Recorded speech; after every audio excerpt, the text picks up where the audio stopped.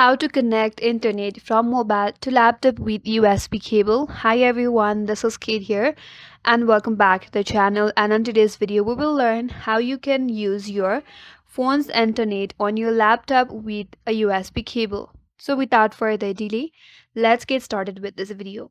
For that you will need a smartphone with mobile data and also a USB or data cable and also a Windows or your laptop. Now to get started on your Android device, you have to connect your phone to your laptop using the USB cable. Once connected successfully, now on your mobile device, open up settings. Once you're here, head over to network and internet. There's an option as hotspot and tethering, tap on it and make sure to turn it on.